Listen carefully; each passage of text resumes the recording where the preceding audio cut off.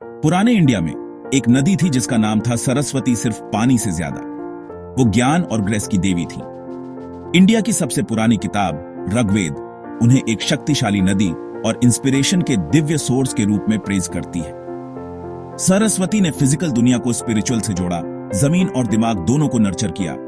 उन्हें नदीतमा, नदियों में सबसे अच्छी, अम्बितमा, माताओं में सबसे अच्छी, और देवितमा, देवियों में सबसे अच्छी कहा जाता था। किसी और नदी को ऐसी रेवरेंस नहीं मिली। वैदिक लोगों के लिए उनका पानी पवित्र था, उनका बहाव एक ब्लेसिंग था, उनकी प्रेजेंस डिवाइन फेवर का साइन थी। उन्होंने प्रकृति की हर चीज में स्पिरिट देखा, खासकर उस नदी में जिसने उन्हें सहारा दिया। सरस्वती को अक्सर वीणा, स्क्रिप्चर और हंस के साथ दिखाया जाता है, जो प्योरिटी, क्रिएटिविटी और विजडम के सिंबल हैं। उनकी विजडम उनके पानी की तरह उन लोगों को आसानी से मिलती थी जो उसे ढूंढते थे। बाहर की नदी शरीर को नर्चर करती थी, अंदर की देवी आत्मा को नर्चर करती थी। सरस्वती की पहाड़ों से समुद्र तक की जर्नी ज्ञान की टीचर से स्टूडेंट तक की जर्नी जैसी थी। वह सिर्फ मैप पर एक जगह नहीं थी, बल्कि फेट और एक्सिस्टेंस का लिविंग हार्ट थी। उनमें वैदिक दुनिया को जिंदगी और इंस्पिरेशन दोनों मिली।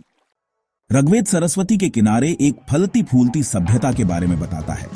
यह नदी कभी हरियाणा, राजस्थान और गुजरात से होकर बहती थी, जिसने शुरुआती वैदिक समाज को आकार दिया।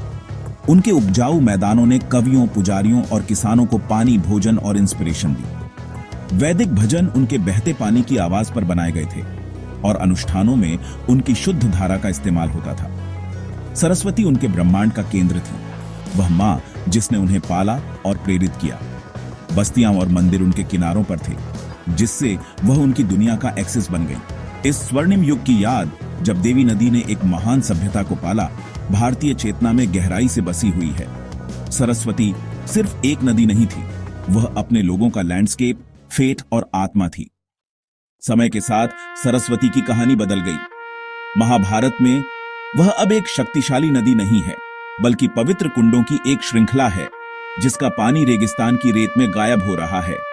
कथाएं कहती हैं कि वह संघर्ष से बचने के लिए भूमिगत हो गई, एक फिजिकल नदी से एक स्पिरिचुअल मेमोरी में बदल गई। तीर्थयात्री उनकी पवित्र जगहों पर जाते थे, उनकी बची हुई शक्ति की तलाश में।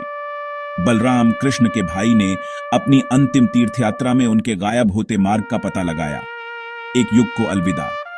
सरस्वती का गायब होना एक शक्तिशाली मिथक बन गया, परिवर्तन, नुकसान और अतीत की स्थायी भावना का प्रतीक। उनका सूखना शायद एक असली घटना थी, लेकिन कहानियों ने उनकी अनुपस्थिति को पवित्र बना दिया। वह एक याद बन गई कि सबसे महान चीजें भी फीकी पड़ सकती हैं, फिर भी यादों और मिथकों में जीवित रहती हैं।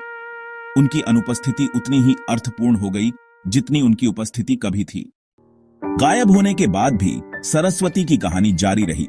बाद के ग्रंथों में कहा गया है कि वह अदृश्य रूप से बहती हैं, गंगा और यमुना से पवित्र त्रिवेणी संगम पर मिलती हैं। यहां सरस्वती छिपे हुए ज्ञान का प्रतिनिधित्व करती हैं, अनदेखी लेकिन गहराई से महसूस की गई।